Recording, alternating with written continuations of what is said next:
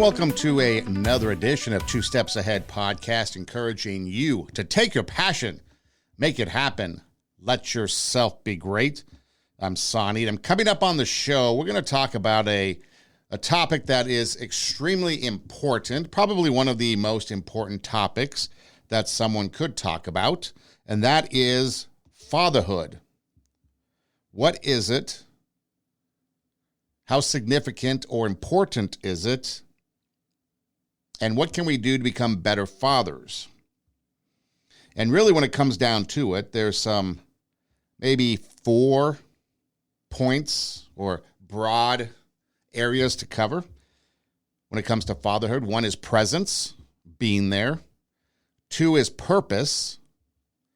3 is responsibility. And then 4, if you want to go that far, is legacy. What do they remember you as?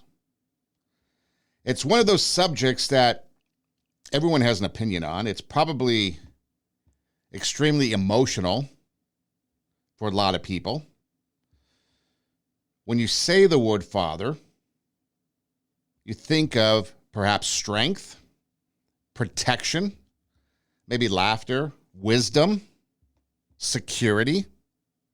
But then on the other hand, through experience, others might think of father as absence, disappointment, conflict, abandonment, and they carry those wounds with them from their bad experience with their father. And that's why this is a powerful discussion, because fatherhood is not just about having kids. You can have kids and be a biological father, but then when do you become dad? What do you do after you have kids? It becomes about what a man does with the responsibility, the influence, the opportunity that comes with being a father. Even research supports the importance of positive father engagement. I mean, you could look at a lot of different studies, but a review of these studies and the research has found evidence linking active, regular father involvement with better social, behavioral, psychological, and cognitive outcomes for children. Biological fathers obviously would be the most ideal situation to have that, but even father figures, whether it be a stepdad or an uncle or somebody else that steps up and kind of takes over that role of father. But having somebody, a positive engagement of a father figure, is important if the biological father is not around. Now, you need to keep in mind a key distinction, okay? A man's presence in a child's life does matter, but the quality of that presence matters even more. So you can be involved in your kids' life, but to what extent? What's the quality? A father who lives across town but is constantly calling, listening, encouraging, teaching, and showing up, has a much healthier influence than a father who sleeps under the same roof but is emotionally unavailable, abusive, or maybe even indifferent. So what does it mean to be a father? So what makes a man a father? Is it biology? Providing money? Living under the same house? Providing discipline? Providing protection? Loving them? Or is it something that goes much deeper? Because one of the most important distinguishes is creating a child makes you a biological father, but building a relationship with that child, that is fatherhood. You can have a child without a relationship and you can still be dad, biologically. But that relationship and building that relationship leads to fatherhood. Fatherhood involves responsibility, sacrifice, emotional availability, correction. A lot of times fathers get it wrong, need correction. Encouragement, And it involves showing children how to live by demonstrating it yourself. Kids are going to follow in the footsteps of their father, especially sons. And most importantly, what they see is what they do. Perhaps as a kid, and this might be out-of-date analogy, like an out-of-date analogy, but whenever somebody copied somebody else, you try to get somebody to copy somebody. It was a little childhood game we used to play, I guess. Somebody brought it up, but it was a childhood game. If you could get somebody to copy you, it was like that game, monkey see, monkey do. Well, that's kind of like children. They will see, and then they will do what they see. So the influence of a father and what you do, how you act, how you respond is going to be important because kids will see that, even if you don't know it.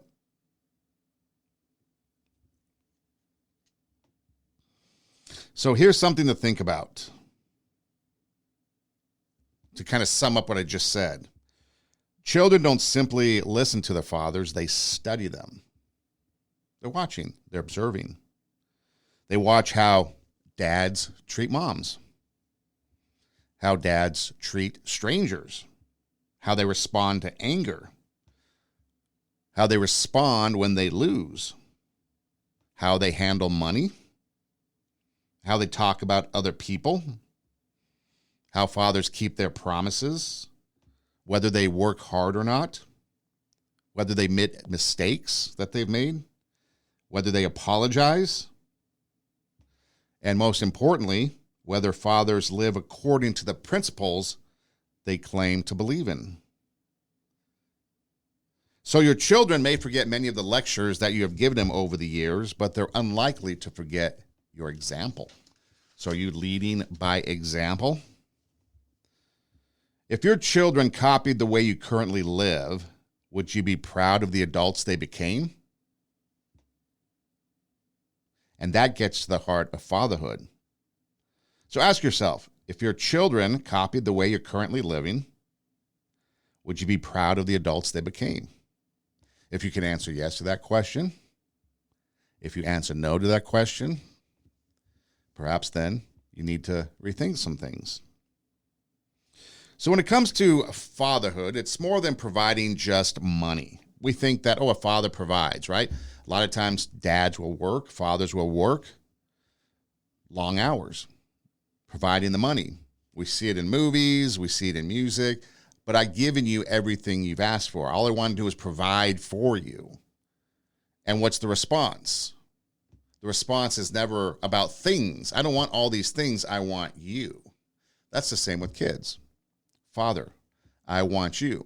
Obviously, well, maybe not so obviously, but the song Cats in the Cradle talks about a father who's pretty much absent, right? And the dad is gone all the time, and the child is asking, the son is asking him, hey, come play catch with me. Hey, come do this with me. Hey, come do that with me.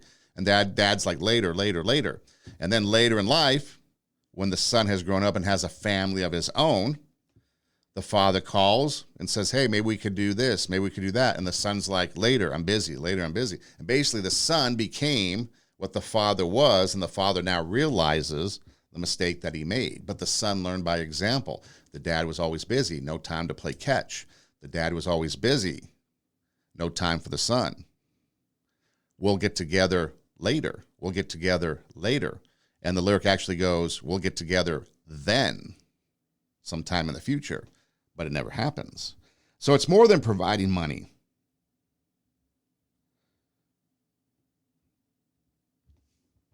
Yes, a father has to provide for his family, and that absolutely does matter. Housing matters, food matters, education matters. So yes, financial responsibility matters. But fathers sometimes make the mistake of believing that I work hard and pay the bills, so I've done my job. Well, it goes beyond that. You haven't finished the job. Children need more than your paycheck. They need you. Sure, they need clothing and food and housing, education, opportunities, stuff like that. And that falls under, I guess, the financial provision of what a father does. And that's important. But that's only one key component. Fathers also need to provide physical protection They need to create a safe environment for their kids. They need emotional security, or to provide emotional security.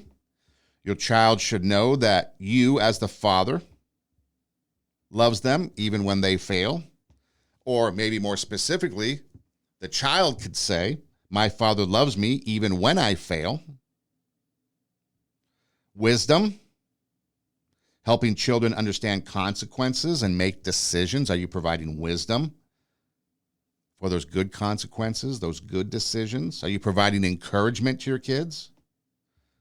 Sometimes one sentence from a dad becomes a sentence that a kid remembers 40 years later. One thing that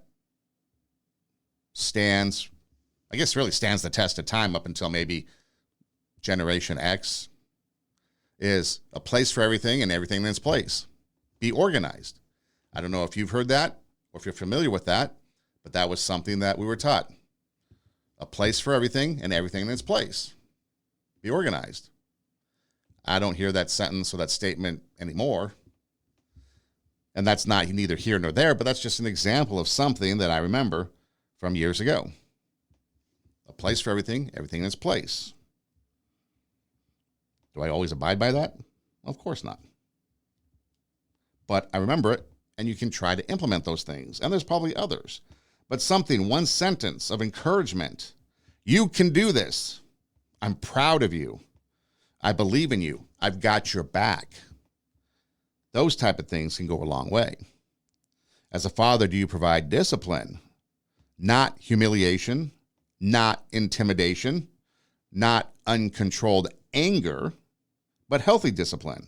Because you see, healthy discipline teaches this. Actions have consequences. Standards do matter. And you are capable of doing better. Things that are absent in society today. Your actions do have consequences. Standards do matter. We always talk about raising the standard in your life so that you can bring out your inner greatness, so that then you can take your passion, make it happen, and let yourself be great. We talk about raising the standard all the time. And when standards go south, what do we have to do? Well, we probably have to discipline ourselves, right? Get back to the gym, put in more study time for better grades, do better in the reports that we have to provide for the boss. Whatever it is that we're involved in, when we fail to meet the standards or we fail to raise the standards, we got to work harder. We got to find out what's wrong, and we got to do better, correct that. Same thing with a father to a child. What is it that they are doing wrong? How can we correct that? How can we make it better for them? How do you teach them that that is a bad thing to do? Actions have consequences. And you think about consequences, we're talking about discipline right now. So yes, actions have consequences, but actions could also have good consequences if those actions are positive. There's both sides to that coin. But talking about discipline, yes, actions have consequences. Standards do matter. We live by a certain standard. This is the standard we're going to live by. When we fall short of that standard, we need to do something to bump you up. And you are doing better. Good for you. I'm glad that this course of action that we took is making you be a better person. You're capable of more and you're doing more, getting more out of you. Sometimes a coach has to bench a player to get more out of them because they're capable of doing more. Sometimes a coach has to discipline a player or the whole team, try to get them to do more because they're being lazy. They're not showing up on time. They're not disciplined enough. It's the same thing with children. A little different perspective, but it's the same concept. We want them to be better because we know they're capable of doing more. Another thing that fathers need to do is just be present. Are you attending games? Are you listening to the stories, even when the stories don't make sense or you don't understand them? Are you driving them somewhere? Are you eating dinner together? Probably one of the biggest things that perhaps society lacks today is the dinner table. on the phones, maybe sitting in front of the TV. Maybe the dad's not there because he's working too much. But eating together, helping with homework, calling your adult children because you're thinking about them. Now, here's something, a little bit of a side note to parenting, to fatherhood, that I personally believe. There's 3 stages, like general stages. When they're infant to 18 or thereabouts, you are a father in a traditional sense. You are there to do the things that we're talking about, provide emotional security, provide wisdom, encouragement, discipline, be present, mold them into the adults they're going to be. And that's what we do. Then, when we reach 18, oftentimes, what do? We kick them out into the world to be on their own because they're adults. And now they have to go make their own decisions. But here's step 2.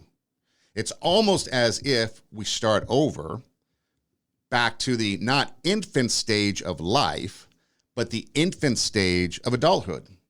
What do I mean by that? Well, when we send kids off into the world, there's things that they have to try to learn and maneuver that they did not have to think of when they were children because their parents took care of them. Now there's things like being responsible, whether it's paying rent on time, whether you move away to school and having to maneuver relationship situations or just adult decisions. Maybe they moved away to school, they don't have a vehicle. How do you set up something like Uber? How do you manage safety? How do you manage dealing with a professor? You can no longer go and talk to the teacher. You now have to try to coach and develop your child to handle adult relationships that you no longer are allowed to be a part of by law, for example. FERPA laws. You can't go talk to a teacher without consent and waivers from your child. And maybe they're out of state. How do you maneuver those relationships? What about talking to a dean about a situation or a boss? You can't go and talk to the boss on behalf of your kid. They have to learn those things. They move out.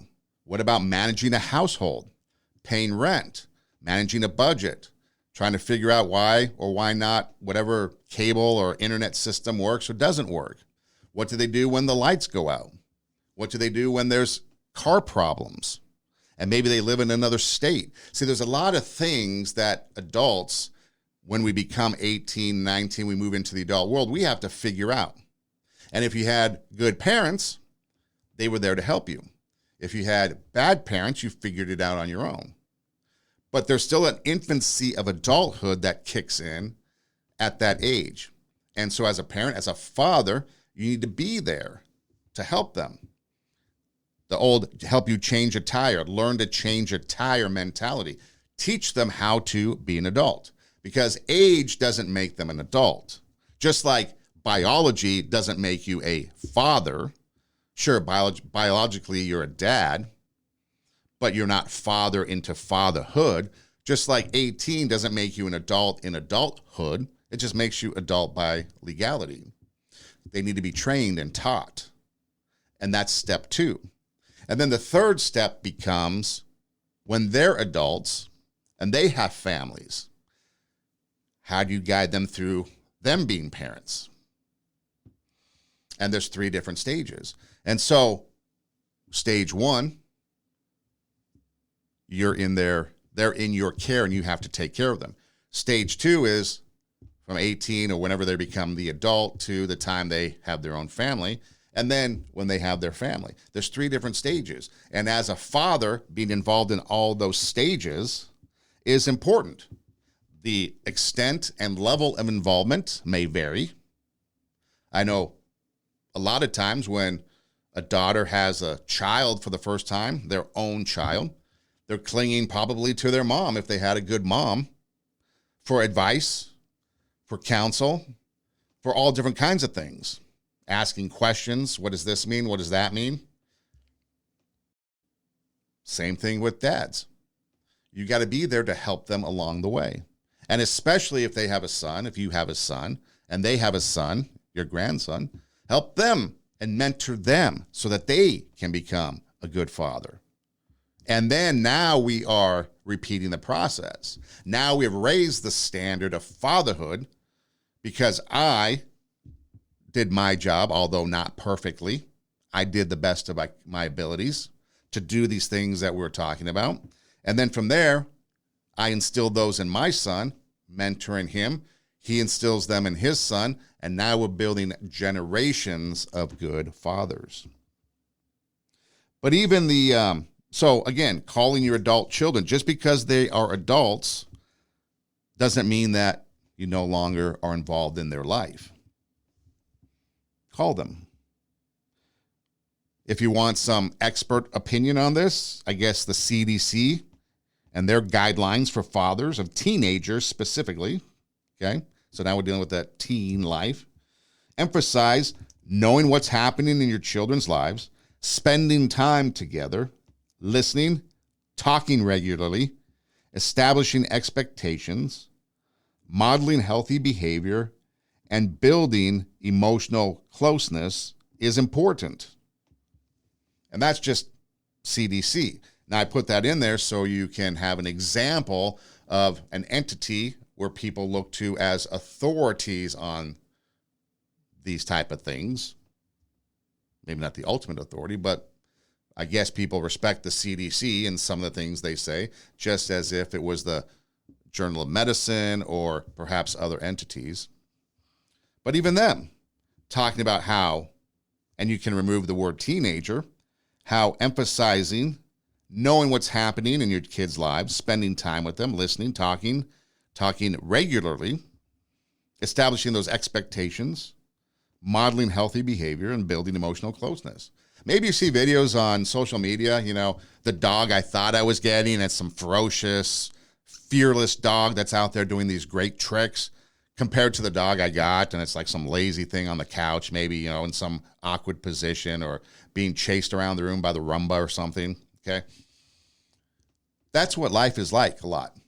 The life we think we're going to get, or the life we think is going to be with a baby, with a son, versus what life really is. The life I thought I was going to have with kids, and you see those videos too. What I thought I was getting in a daughter, and there's pictures and images of a princess, to what I really got, and she's romping around in the mud. So life isn't always as we expect it to be. So as a father, you are there in all stages of life to be able to help out, to be able to assist, to be able to come in and provide guidance. And if you build that healthy relationship when they are young by providing emotional security, by giving them wisdom, encouragement, discipline, being there for them, providing good standards, and so on, then it's going to be easier as you get older and the relationship changes more into an adult relationship. Because you see, children are very basic. They just want your attention. That's all they want. Sure, some of the other things, Christmas morning and stuff like that, is important. If you can provide gifts and birthday presents and stuff like that, of course they like that. Of course they want you there more importantly than the thing you get them, because they want your time. That's what they want. They want your time. So ask yourself this, like we've talked about before.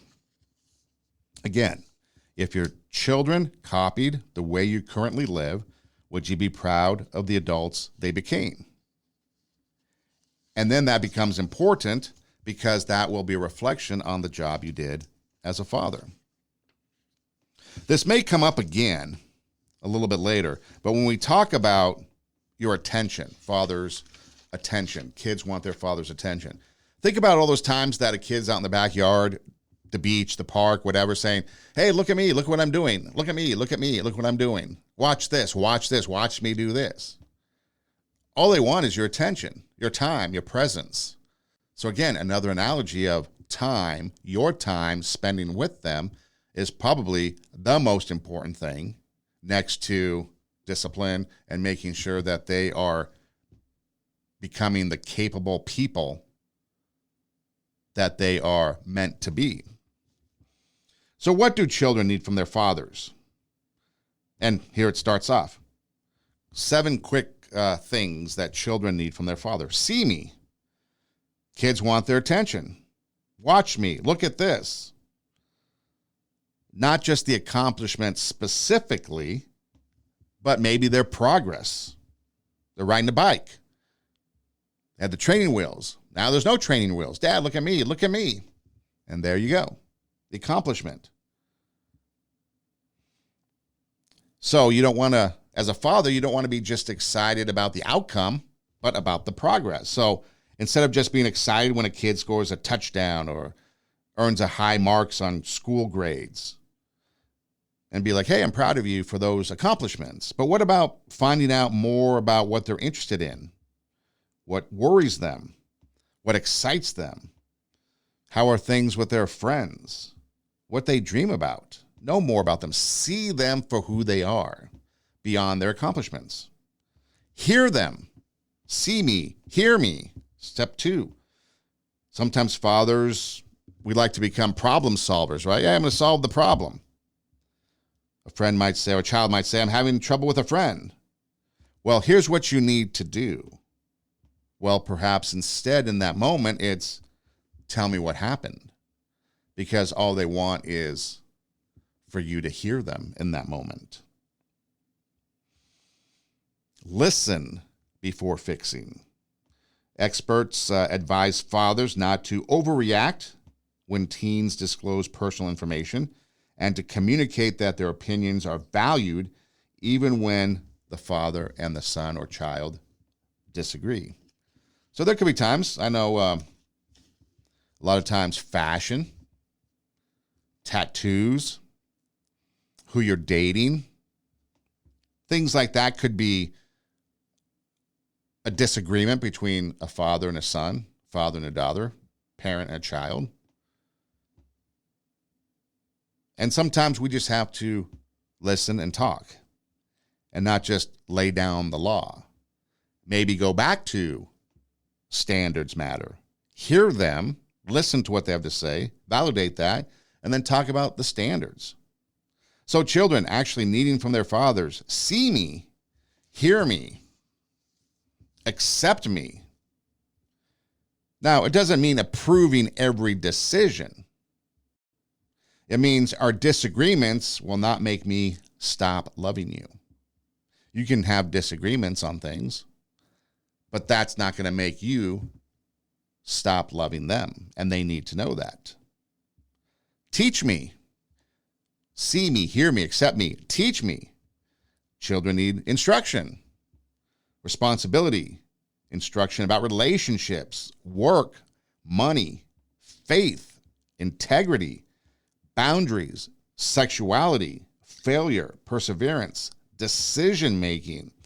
Who are you going to leave that up to if not you? TikTok influencers?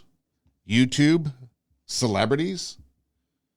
Friends? Algorithms? Culture? Are you going to make them responsible for educating your child about life? This is what happens today.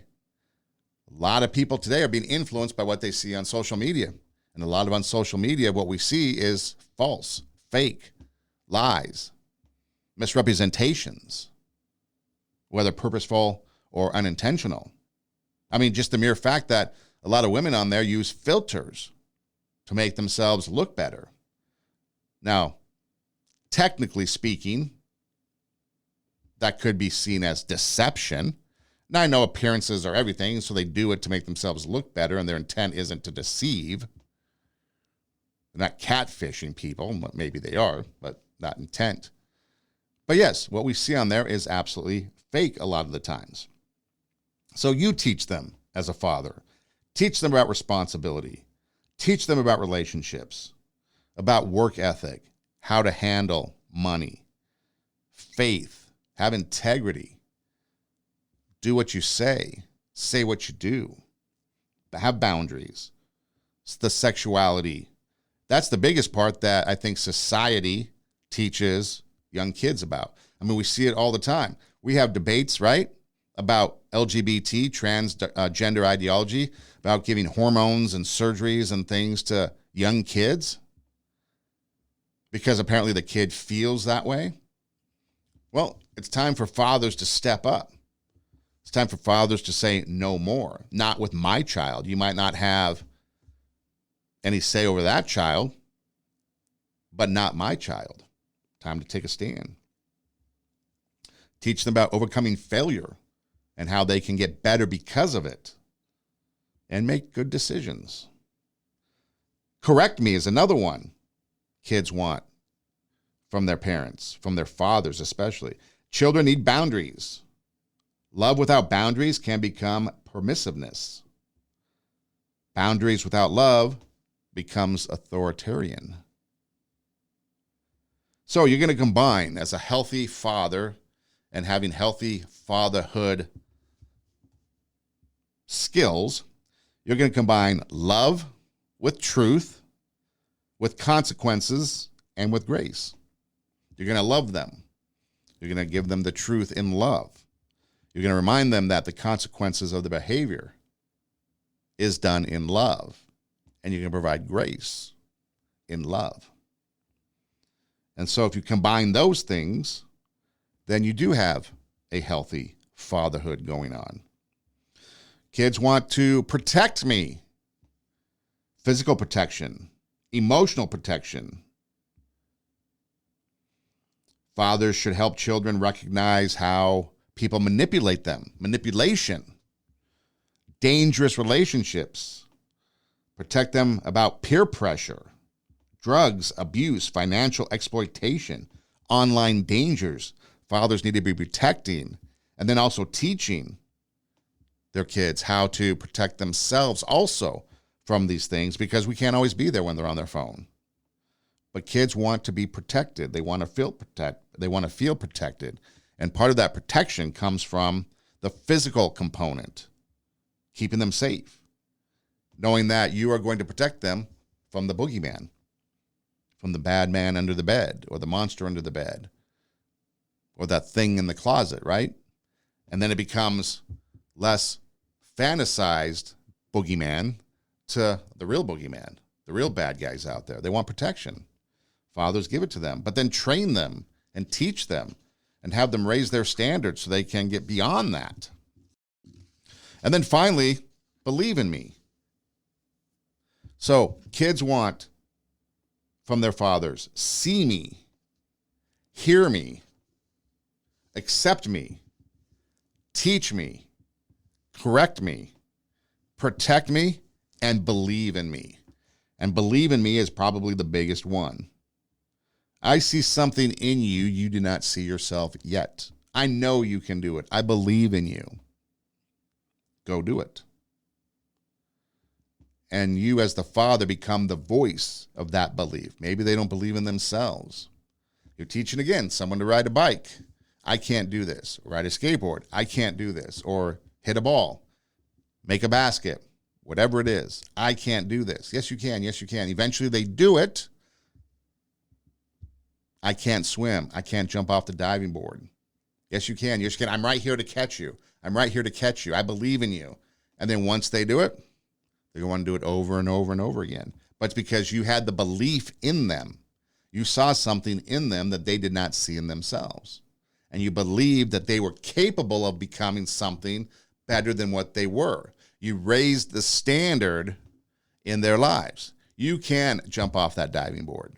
I see you can do that. You are capable of doing that. I see you can ride that bike. I see you can hit that ball. I believe you can do it. You're capable of doing it. Let's practice. Let's practice your stance, practice your stroke, practice whatever it is, and then ultimately they do that. Now we take that into the adulthood. I believe you could be a good father. I believe you could be a good student. I believe you could be a good employee. Same standard. Same practice, different area of application, but it's fatherhood from start to finish. So how can we become better fathers? Probably one of the biggest questions we have to ask ourselves. Maybe you think you're a good dad already, and good. Hopefully you are. But the first thing is just be present. Not nearby, present. Be there. There is a big difference between physical presence and emotional presence. You can be there physically in the room, but are you there emotionally? Are you listening? Are you reacting? Are you learning? Are you understanding? So we got to put that phone down, turn off that TV, or at least put it on pause. Look them in the eye. Let them know, yes, you matter more than whatever's on my phone. You matter more than what's on the TV. And that's hard to do. Even sometimes we think, we can multitask pretty good, right? I got to do this real quick on my phone, send out this message, this email, but I'm listening to you. And you think you can do that, and you probably can. But how does that perception to your child appear? That maybe they're less important than what you're doing? Put the phone down. Be present, physically and emotionally. Ask questions, and then listen. Listen first, speak later. So, be present, not just nearby. Step 1, to become a better father. Step 2, learn your child's world. Yeah. What music do they like? You may or may not like it. Who are their friends? Find out what their friends are doing. Friends become one of the biggest influencers in their life. Know who their friends are from all stages of life. What stresses them? Find out what stresses them. What worries them? What are they watching? What dreams do they have? What scares them? What do they think about you as a father? But if you find out what dreams they have, perhaps you can help them achieve that dream, or at least show them a path how to get there. What scares them? Maybe you find that out and you can help ease those fears, calm those fears. Fear of failure is one of the biggest things that we find out in life. I teach college classes. There's times I've had students write essays about what's their biggest fear. 99% of them, fear of failure. They don't want to fail. Whatever that failure might be, their fear of failure. So learn what scares them. If it's a fear of failure, show them a path to succeed. Experts encourage fathers to know their teenagers' activities and friends and to spend time understanding their world. Part of the reason why there is that separation with teenagers and fathers is because we don't know what their world is. We don't know what it's like. We don't know what they're going through. We don't know what they're listening to, what they're watching. And it might be something that's just kind of ultimately ridiculous. For example, maybe in the teenage world, I don't know, Stranger Things, Netflix. I think I saw the first season, perhaps. It just reminded me of Poltergeist, the movie. Just a different version of Poltergeist set over a long period of time. So I stopped watching it, but it became a huge phenomenon. A lot of people watched it. Are you aware of it? Maybe you don't like it, but maybe you learn a little bit about it and have a conversation. Hey, what happened in the last episode? And then they ramble on for 30 minutes telling you all the ridiculousness of the show. Now you just had time with them. So learn what their interests are. Tell them you love them. Straight out. I love you. I'm glad you're my child, my son, my daughter. Because men will say, oh, they know me. They know me. Well, tell them anyways. Children shouldn't have to interpret love exclusively through financial support or whatever it is that you're doing. Tell them. Words. I know they say, what is it? Pictures equal 1,000 words or something like that. But words are louder. Actions, they say, speak louder than words, but words are more direct. You can shower them with presents, and that might demonstrate you love them. Or perhaps if you're in the dating world and you shower your loved one Valentine's Day with gifts, flowers, chocolates, dinners, whatever it is people do these days. Netflix and chill. That's great. You've shown that, right? But you have to tell them, I love you. Same with kids. Tell them. Praise their character, not just their achievements. I think I mentioned this a little bit earlier, but instead of saying, hey, you scored 25 points. That's great. And that is great. Hey, I like the way you helped out a teammate. You encouraged your teammate. Good job. I noticed that you told the truth. Or you worked really hard on that paper. Recognize the accomplishment, but also recognize other things and the path and the effort and the hard work that they put in to get there. Hey, you scored 25 points. Your extra practice after practice, shoot-arounds is working. I see that you handled disappointment well. You handled that loss well. You didn't become a sore loser. Now you're developing character rather than simply performance. Talking about the sports world real quick, you think about what's going on in the WNBA and that train wreck that trash league is. Do you want your daughter to look at those people as the role model and to learn how to be an athlete, learn how to be a good sport, learn to develop character through watching them? Or are you going to be the one to demonstrate exactly what it means to be a good athlete, what it means to have character, what it means to be a good teammate, practice hard, carry yourself well, respond to obstacles and difficulties in a proper way? Fathers should be the ones that do that. Praise their character, not only their achievement. Keep promises is another one. Trust is built in small moments. If you as a dad repeatedly say, I'll be there, I'll call, we'll do it Saturday, and you don't follow through, then the child learns that the dad's words don't mean that much. Kind of like Cats in the Cradle song. If you don't know about it, look up Cats in the Cradle. Just type it into your internet search bar. Type it into your video hosting channels, YouTube, whatever, and it'll pop up and you'll see. Another one, Faster Pussycat, House of Pain. Another song about an absent father that strikes a big message. Check that one out, and you can kind of see how these musicians are writing from a place of pain because their dad was gone, or their dad just kind of blew them off.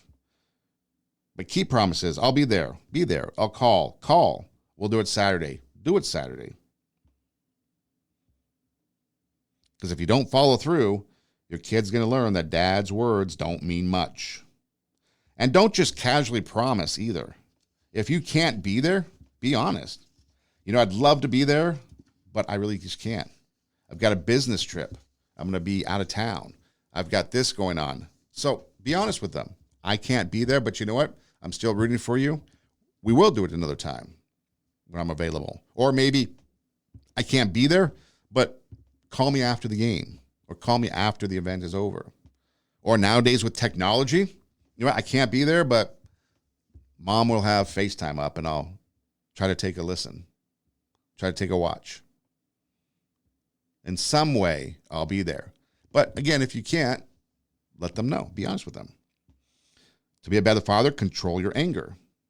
Children should respect you, not fear you. They shouldn't be terrified of you. Anger that comes from intimidation, screaming, threats, humiliation, violence, that doesn't create respect. It creates fear. And then eventually fear becomes anger. And then anger becomes revenge when that person, that son of yours, that daughter of yours gets old enough, especially that son of yours gets old enough to strike back. So control your anger. Apologize. This is probably one of the most underrated fatherhood skills. Say, you know what, I was wrong. You don't have to say, or you shouldn't say, I'm sorry you felt that way, and put it back on them. I was wrong. I shouldn't have yelled at you. I broke my promise. I wasn't there on Saturday. I embarrassed you. I wasn't listening. And then ask, will you forgive me? Because apologizing does not weaken parental authority. It demonstrates integrity. And we talked earlier a little bit about what we should teach. Teach me. Integrity is a part of that. Let your child fail. We live in a society where everybody gets a trophy. We don't keep score. Now we're not giving out grades. Now we're hiding grades. Now freshmen don't get grades. I mean, it's ridiculous, this world that we live in, how much we try to protect people over the littlest and dumbest things. Your kid got an F. He got an F. Study harder. Your kid didn't get straight A's. He's not on the honor roll. Big deal. Is he doing his best? Is he trying his hardest? But no. Everybody has to be successful. We have to lower the standard in society in order to make everybody equal. Let your child fail.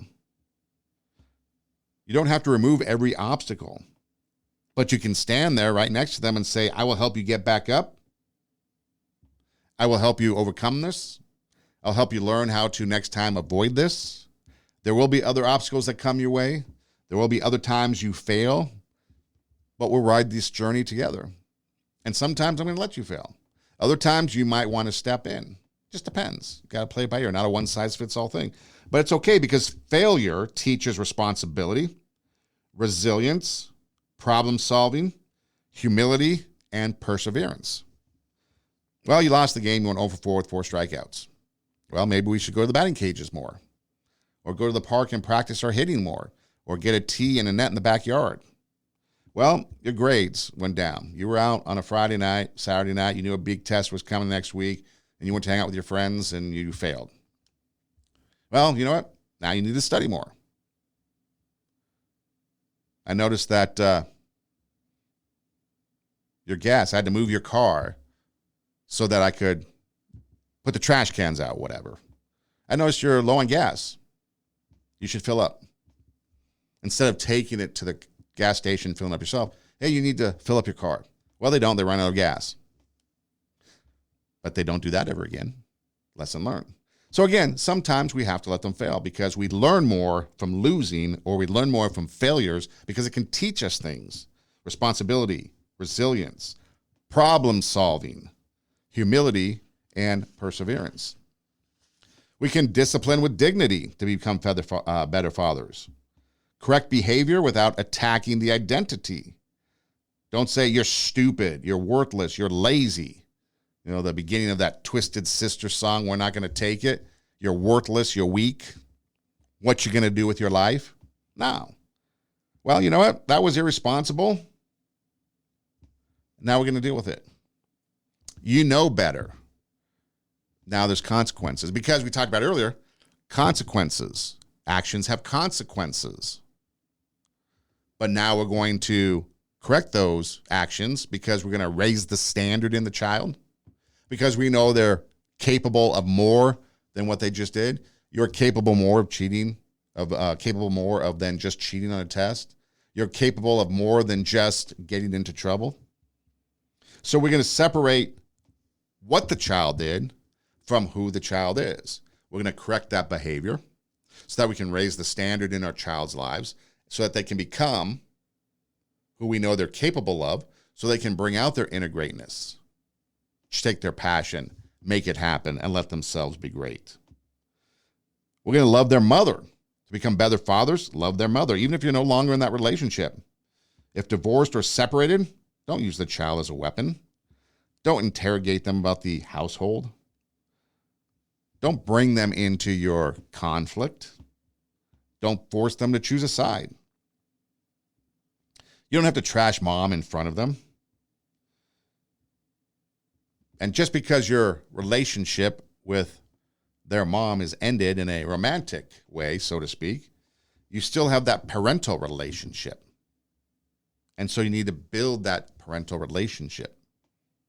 Again, you don't need to reconcile and get back together, but you should have a quality co-parenting relationship for the betterment of the child. And that might require restraint, controlling anger, all that stuff, disciplining yourself with dignity, all the things we're talking about. And then finally, take care of yourself. It doesn't require perfection. Fatherhood does not require perfection, but it does require physical, emotional, spiritual, relational, and financial health influences in the household.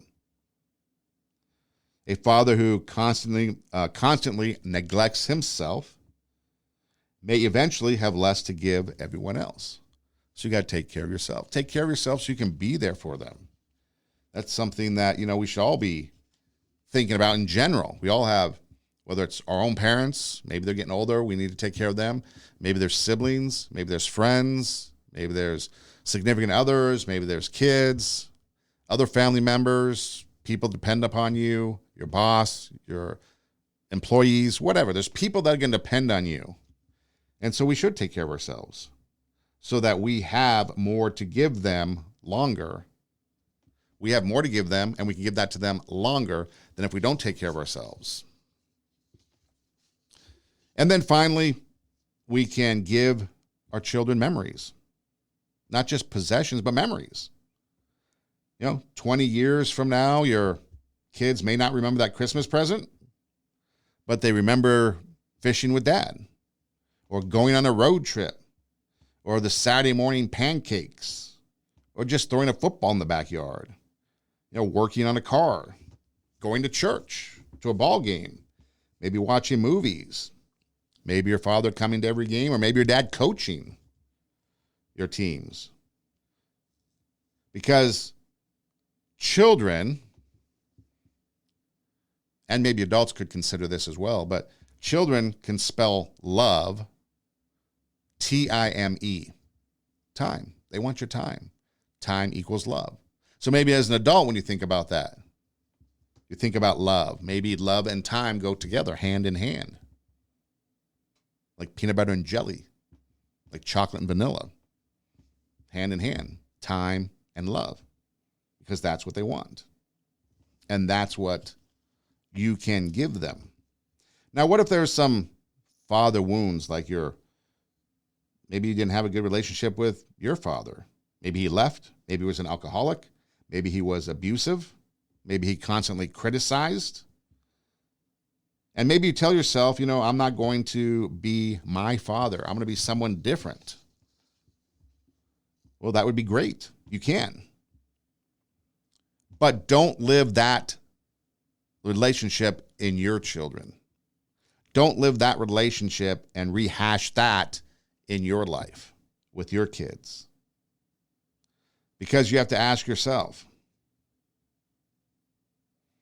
are you parenting your children, or are you still reacting to the way your father parented you? So parent your child, and don't react to your father parenting you. How can we connect or reconnect with an estranged child? Let's say we're estranged. Estrangement doesn't always mean that this is the final chapter, but repairing the relationship requires more than just saying they need to get over it. So something happened, now you're estranged. Here's some quick things that you can do. Stop defending yourself. Stop defending yourself long enough to listen to what they have to say. Instead of saying, well, that's just never happened, you're exaggerating. Instead, help me understand what you experienced. Listen. And then maybe you listen to what they have to say, and you can start to figure out what went wrong and rebuild on that. Ask yourself uncomfortable questions. What part of this estrangement belongs to me? When you stop asking who's at fault and you start asking what can I take responsibility for, things are going to change. Maybe there's broken promises, maybe favoring one sibling over another, maybe becoming too controlling, whatever it might be. What can I take responsibility for? Step 3, apologize without the word but. I'm sorry, but you were difficult too. No. I understand that I hurt you. I should have handled it differently. I'm sorry. Step 4, don't demand immediate forgiveness. Give them time. You might have changed. They might not recognize that yet. Give them time. Trust is lost. Trust needs to be built up. Respect boundaries. If they say don't call every day, then don't call every day. Okay? Reconnection is not, you must have the relationship with me that I want. Reconnection is, I'm willing to build the healthiest relationship you're currently willing to build with me. Whatever they're comfortable with, build that relationship. And you'll begin to reconnect with that child. Demonstrate change rather than just announce it. Hey, I've changed. Well, actions speak louder than words. Maybe you want to consider counseling. Maybe that's another way to demonstrate change. Go talk to somebody. Understand what's happening. Understand your patterns to what happens. Work on communication skills, coping skills. Talk to someone. Maybe keep an open door without becoming manipulative. Avoid, after everything I've done for you, you'll regret this when I'm dead. God says you have to honor your father and mother. Instead, say, I love you. I respect your decision. I'm working on myself. And if you're ever ready to talk, my door is open. Now, one thing to keep in mind is that if there is some abuse, some safety issues, things like that, reconciliation should never be presented as an absolute obligation when there's been violence, abuse, stalking, serious manipulation, or danger. Forgiveness, reconciliation, trust, and restored access are not identical concepts. You can have forgiveness and not want to reconcile. You can build trust and still not want to be around the person. You can restore minimal access. So just remember that. Reconciliation does not have to be there with forgiveness and other things. There's many people that have done wrong that I've forgiven them in my own life, but I don't want to reconcile with them. I don't want to be around them anymore. It's like, why would I want to do that? Why would I subject myself to that again? And that could come down to trust. Finally, let's take a quick look at Christian fatherhood. So I like to bring the biblical principles in. Bible presents fatherhood not primarily as power, but as stewardship. The children belong to God. We've been entrusted with this responsibility of raising them. So the Bible tells us in Ephesians 6, we need to provide discipline, but not provoke them to anger. So discipline plus instruction without unnecessary provocation. Biblical authority is not permission to become authoritarian. Matches kind of what we've been talking about, doesn't it? In Deuteronomy 6, parents are to instruct and to teach God's commands throughout everyday life. Whether you're sitting at home, walking along the road, going to bed, maybe bedtime prayers, getting up. It's not just a 1 hour on Sunday type of activity. So as you spend time with them, teach them biblical principles as well. Ask yourself, does my child only hear me talk about God, or do they watch me walk my walk with God? In Psalms 103, compares God's compassion towards his people to a father's compassion towards his child. Compassion. Strength and compassion, they're not opposites, but they work together. Have compassion on your kids. Colossians 3:21, fathers are warned against embittering or provoking their children so they do not become discouraged. That's enormous. You can either build up or you can tear down. You can either encourage or discourage. So be one that encourages. Of course, we're reminded of the prodigal son. He leaves, squanders all his wealth, ends up in a very bad situation, wants to come home, be with his father, and work as a servant, but the father embraces him, forgives him, brings him back. Your child should know that failure doesn't mean they can never come home. They should be able to come home. And then finally, pray for your children. This should be a major Christian challenge to dads. Pray for them. Pray for their friendships, their spouses, their character. Pray against their temptations. Pray for good health, their faith, their career, emotional struggles, protection, purpose. Instead of only praying, God, change my child, occasionally pray, God, change me into the father this child needs. God, change me into the father this child needs, because that child needs you. This is Two Steps Ahead Podcast, encouraging you to take your passion, make it happen, let yourself be great. Our website, radiowarp.com, radio, WARP. Click on the show logo and our past shows pop up. We're on social media. You can pretty much listen anywhere you listen to podcasts. We're on YouTube and Rumble as well. And our email address is twostepsaheadpodcast@gmail.com. twostepsaheadpodcast@gmail.com. It's up to you to be a good father, and hopefully this helps a little bit get you to where you want to be. Two Steps Ahead Podcast, encouraging you, take your passion, make it happen, let yourself be great. I'm Son Edom. Hey, thanks for listening. Do tell a friend, and until next time, God bless.